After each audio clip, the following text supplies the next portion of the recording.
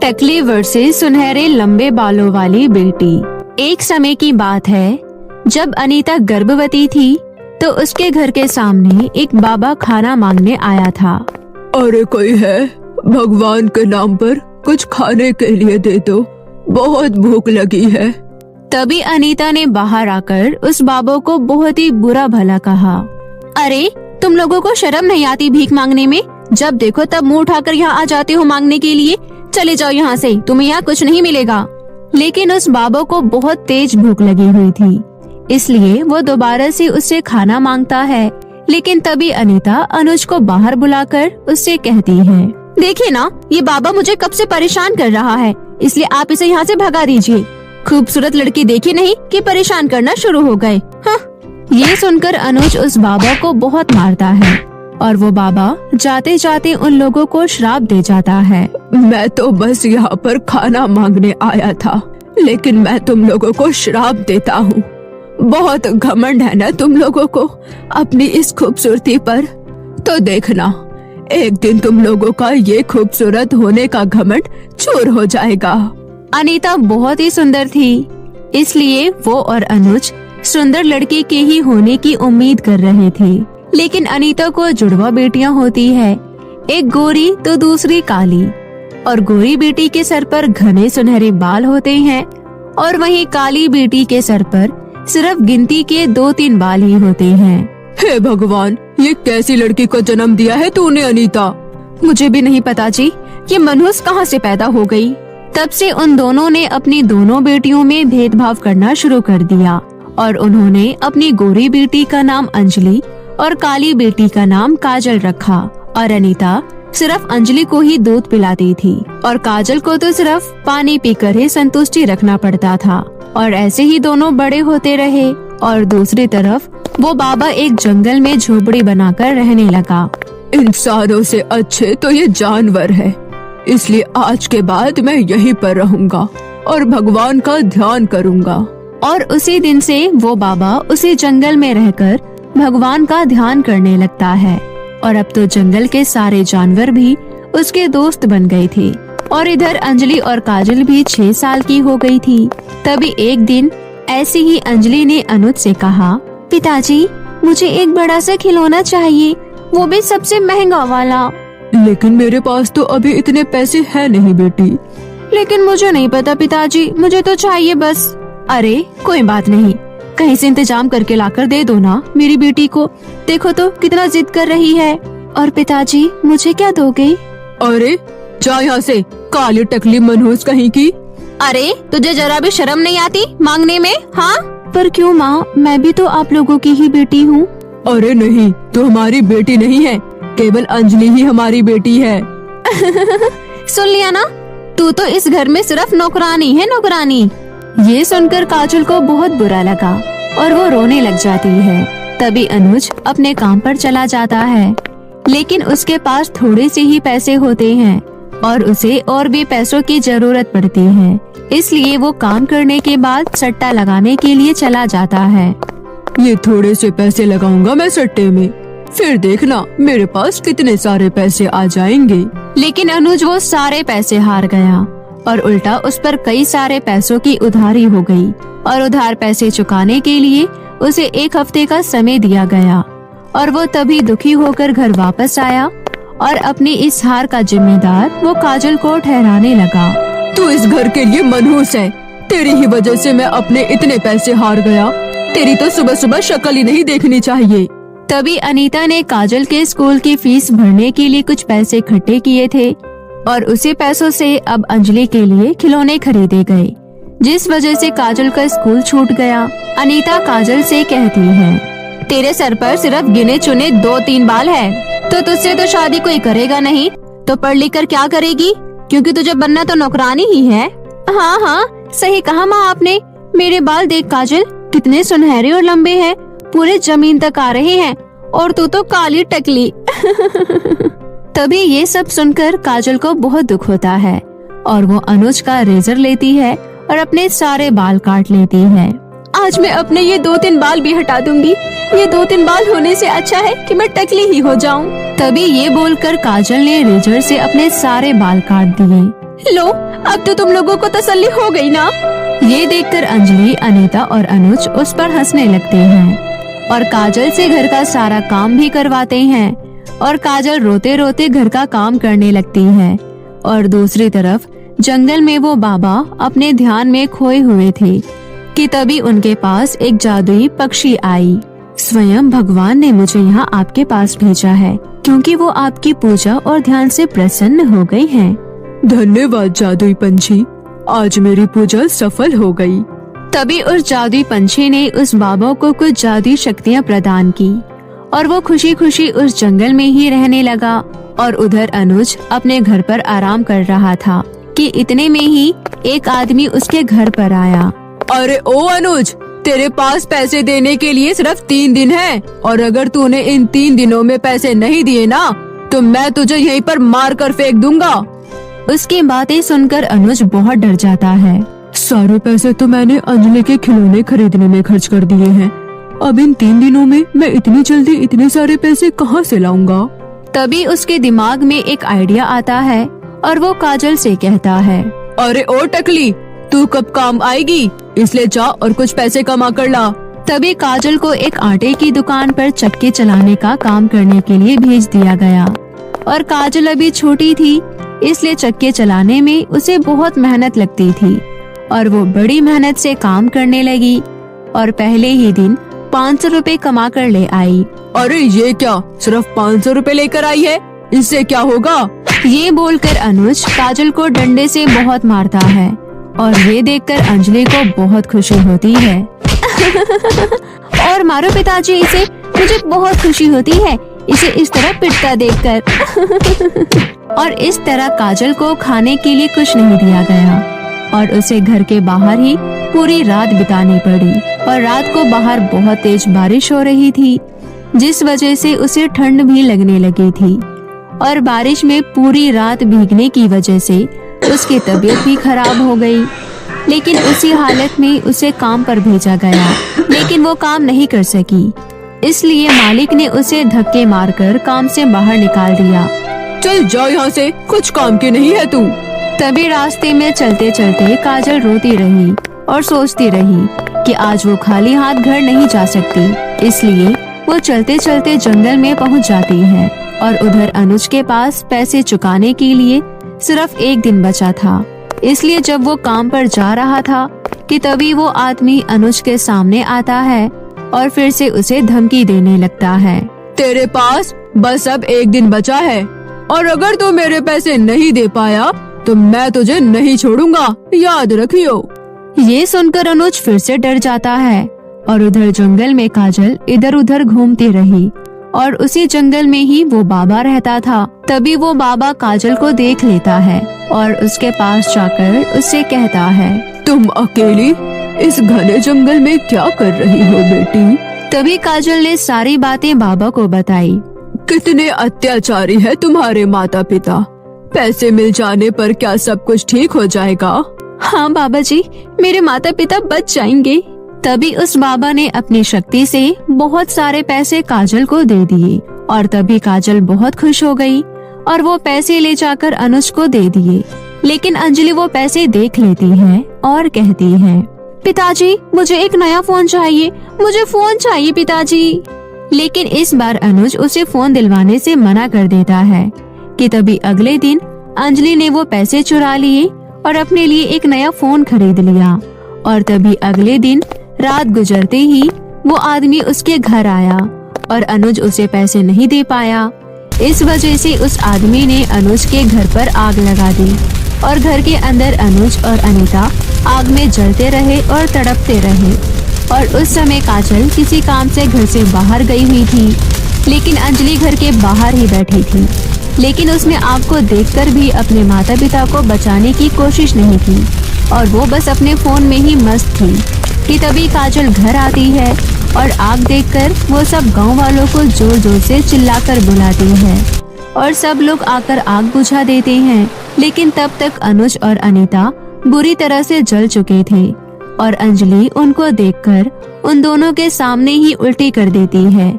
लेकिन काजल तब भी उन दोनों की सेवा करती रही। तभी काजल जंगल जाकर बाबा से विनती करके उनसे कुछ जादुई दवाइयाँ मांगती है और वो बाबा भी काजल की इस प्रेम भावना को देखकर उसे कुछ जादुई जड़ी बूटी दे देता है और उसी से काजल अनुज और अनीता की जान बचा लेती है। मुझे माफ कर दो बेटी, मैंने तुम्हारे साथ बहुत गलत किया। हाँ बेटी, मुझे भी माफ कर दो, मैंने भी तुम्हें हमेशा बहुत बुरा भला कहा।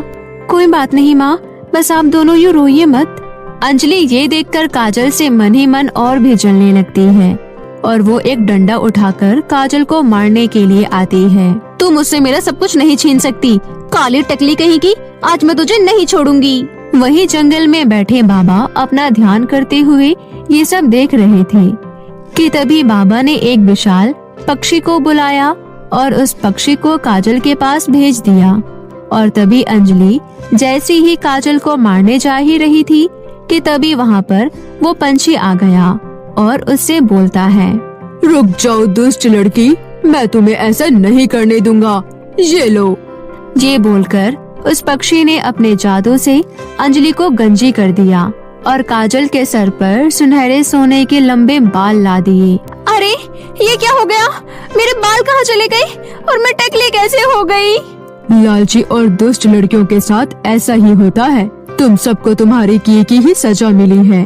तभी अनीता को भी उस बाबा की बात याद आ जाती है कि उसका चेहरा आग से जलकर खराब हो गया क्योंकि उस बाबा ने उसे उसी दिन यही तो श्राप दिया था। तभी अनुज और अनीता को पूरी तरह से ठीक करने के बाद काजल ने उनका वो घर छोड़ दिया और जंगल में जाकर उस बाबा के साथ ही खुशी खुशी रहने लग जाती है। गरीब की बेटी की शादी। मीना अपने पति अशोक और बेटी सुमन के साथ रामपुर गांव में रहती थी। मीना का पति अशोक एक बहुत अच्छी कंपनी में काम करता था और उनका एक बहुत अच्छा मकान था। सुमन को बहुत अच्छे स्कूल में डाल रखा था। सुमन बहुत अच्छे से पढ़ाई करती थी। अशोक भी मीना और सुमन की खुशी का ख्याल रखता था। सब कुछ अच्छा चल रहा था, पर अचानक मानो मीना की खुशियों पर नजर लग गई।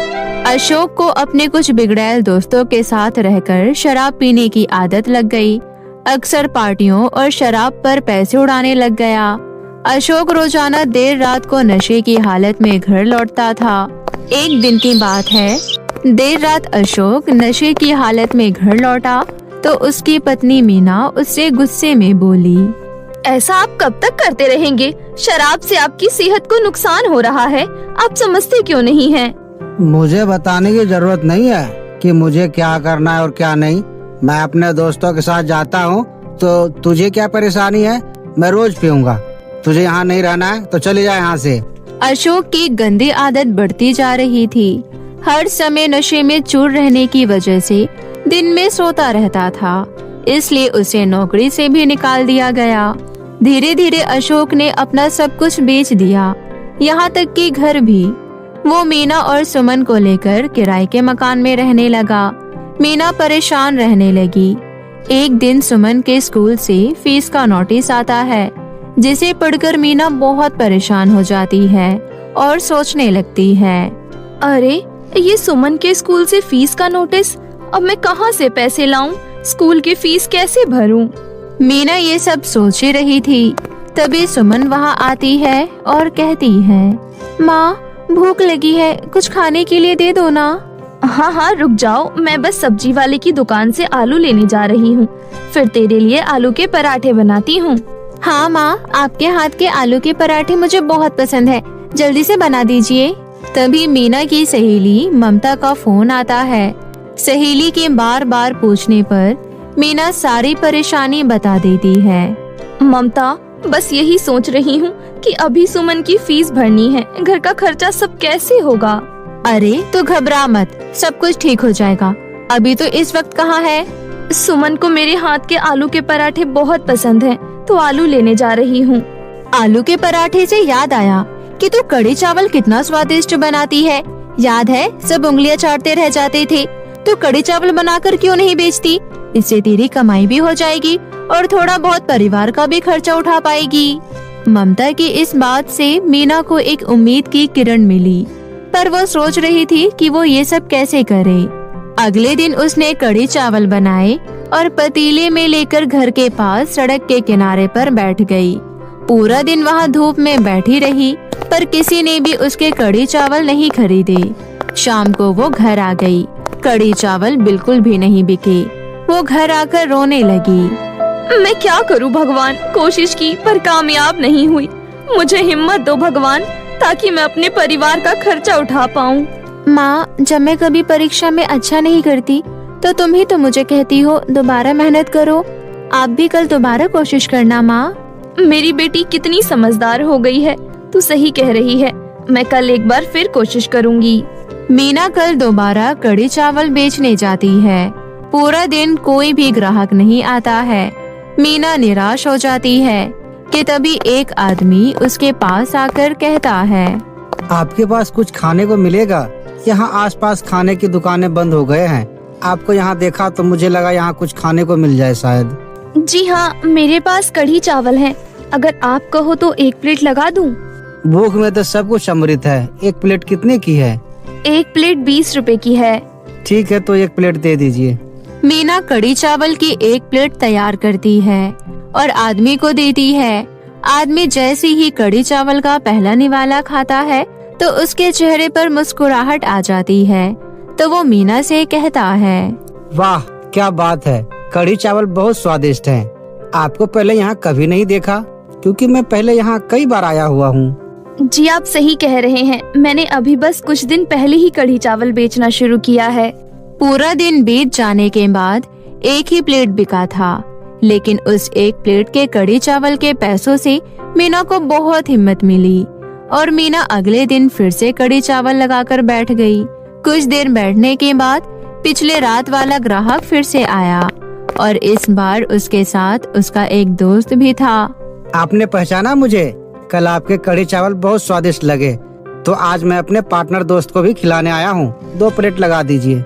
अभी बना देती हूँ साहब। ऐसे ही धीरे धीरे मीना के पास ग्राहक आना शुरू हो गए और उसकी कमाई शुरू हो गई। कुछ ही दिनों में मीना के पास सुमन के स्कूल की फीस भरने लायक पैसे जमा हो गए। वो सुमन के स्कूल की फीस भरना चाहती थी। उसी रात मीना संदूक में पैसे रख रही थी। तभी उसके पति अशोक ने देख लिया और गुस्से में बोला, ये संदूक में क्या छुपा रही है? दिखा दिखा जरा मुझे। ये रुपए मैंने सुमन के स्कूल के फीस के लिए जोड़ कर रखे हैं, ये मत ले जाओ। देख मेरे दोस्त मेरा इंतजार कर रहे हैं, ये रुपए मुझे दे दे जल्दी। अशोक रुपए छीन कर ले जाता है। मीना रोने लगती है। वो सोचती है कि ऐसे तो ये सारे कमाए हुए पैसे शराब पर उड़ा देंगे। मुझे सुमन के भविष्य के लिए पैसे जोड़ने होंगे। धीरे धीरे मीना का काम चल जाता है। वो किराए पर एक ठेला ले लेती है। अब वो ठेले पर कढ़ी चावल बनाकर बेचने लगी। समय बीतता गया। मीना जिंदगी के 15 साल आगे चली गई। पैसों की कमी के कारण सुमन सिर्फ 10वीं तक पढ़ाई कर पाई। सुमन भी माँ के कामों में हाथ बटाती थी। मीना मेहनत करते करते थक गई थी, लेकिन अभी भी उसके सिर पर एक बहुत बड़ी जिम्मेदारी थी और वो थी सुमन की शादी।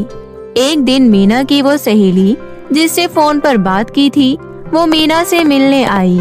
मीना को देखकर उसके आंखों में आंसू भर गए और वो बोली, ये तूने अपनी क्या हालत बना ली?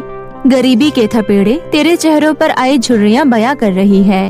अरे तू बैठ ममता, मेरी बेटी से मिल। ये मेरी बेटी सुमन है। सुमन, ये मेरी जोधपुर वाली सहेली ममता है।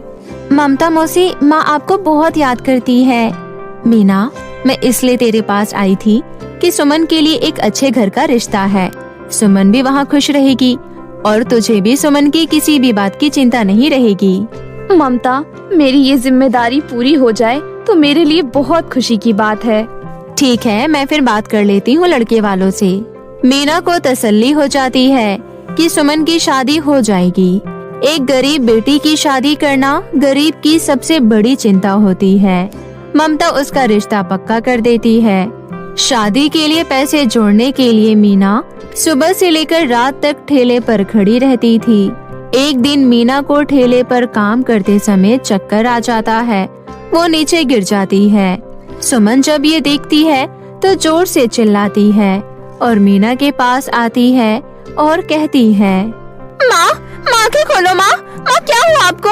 अरे कोई तो मेरी मदद करो। सुमन की बात सुनकर आसपास के कुछ लोग इकट्ठे होते हैं और मिलकर मीना को डॉक्टर के पास लेकर जाते हैं। डॉक्टर मीना का चेकअप करता है और सुमन से बहुत ही मायूस होकर कहता है, I am sorry, she is no more. Body से ज्यादा काम किया इन्होंने, इसलिए बीपी हाई होने की वजह से हार्ट अटैक आ गया। सुमन की तो मानो जिंदगी ही रुक गई। उसकी माँ चली गई। वो बिलख बिलख कर रोने लगी। तभी वहाँ पर अशोक आ जाता है। वो भी मरी हुई मीना के आगे रोने लगता है। सुमन उसे कहती है, बापू, मेरी माँ के शरीर को हाथ मत लगाना। सिर्फ आपकी वजह से मेरी माँ आज इस दुनिया को छोड़कर चली गई। मुझे माफ कर दे मेरी बच्ची, मैंने ये क्या कर दिया प्रभु। मीना, मुझे माफी मांगने का मौका भी नहीं दिया तूने। मेरे पापों कारण तू चली गई। इतना कहने के बाद अशोक ने मीना का अंतिम संस्कार किया और सुमन के साथ उसी किराए के मकान में रहने लग गया। सुमन माँ की याद में दिन भर उदास बैठी रहती थी। अशोक भी अब सुमन की चिंता में परेशान रहता था। अशोक नौकरी करना चाहता था, लेकिन वो काम भी ढूंढता तो कैसे। पूरा गांव उसकी बुरी आदतों को जानता था, जिस वजह से उसे कोई भी काम पर नहीं रखना चाहता था। एक दिन ममता मीना से मिलने आती है। उसके मरने की खबर सुनकर उसे बहुत दुख हुआ। वो अशोक को सुमन के रिश्ते की बात बताती है। देखिए अशोक जी, अब मेरी सहेली मीना नहीं रही, पर अब सुमन की शादी की जिम्मेदारी आपको ही निभानी है। लड़के वाले जल्द से जल्द शादी करना चाहते हैं। आप सोच लीजिए और जवाब दे दीजिए। इतना कहकर ममता वहाँ से चली जाती है। ममता के जाने के बाद अशोक सोच में पड़ जाता है। उसके पास 1 रुपया भी नहीं होते जिससे वो सुमन की शादी कर पाए। वो दुखी होकर रोने लगता है और मीना को याद करने लगता है। तभी एक बूढ़ा आदमी अशोक के घर का दरवाजा खटखटाता है। अशोक दरवाजा खोलने जाता है। सामने से बूढ़ा आदमी हाथ जोड़ते हुए कहता है, जी नमस्ते, मेरा नाम मोहन है। मीना जी के बारे में पता चला, बहुत दुख हुआ सुनकर। आपको कुछ काम था मीना से? जी, एक दिन मैं मीना जी के ठेले पर कढ़ी चावल खाने आया था, तभी उनसे बात हुई। मैं जरूरतमंद लोगों के लिए एक बैंक योजना चलाता हूँ। मीना जी भी मेरे पास रुपए जमा करवाती थी और वो जब भी पैसे जमा करने आती थी तो ये कहती थी, मेरी बेटी सुमन की शादी के लिए काम आएंगे। आज वही पैसे देने आया हूँ। पिछले दिनों उन्होंने मुझे फोन किया था, बेटी की शादी के लिए पैसे की जरूरत है तो मैं उन्हें पैसे दे दूं। ये लीजिए, ब्याज लगाकर 4 लाख उनके बैंक में जुड़े हुए हैं। आज उन्हें देने आया था। अशोक मीना को याद करके रोने लगता है और बोलता है, मीना, तुम अपनी जिम्मेदारी निभाना नहीं भूली। जाते जाते अपनी बेटी की शादी की भी जिम्मेदारी निभा गई। सुमन बेटी, ये देखो तुम्हारी माँ की तरफ से शादी का तोहफा, ये अंकल जी लाए हैं। ये सब देखकर सुमन रोने लगती है। अशोक उन सब पैसों को सुमन की शादी में लगा देता है और सुमन को ढेर सारा आशीर्वाद देकर खुशी खुशी विदा कर देता है। तो मेरे प्यारे दोस्तों, कैसी लगी आपको मेरी ये कहानी? मुझे कमेंट करके जरूर बताएं और इसे अपने दोस्तों के साथ भी शेयर करें। और हाँ दोस्तों, अगर आपने अब तक मेरे चैनल को सब्सक्राइब नहीं किया है तो प्लीज जल्दी से नीचे लाल बटन दबाकर अभी कर लें। तो मिलती है आपसे फिर किसी नई कहानी के साथ। तब तक के लिए आप अपना ध्यान रखें। बाय बाय दोस्तों।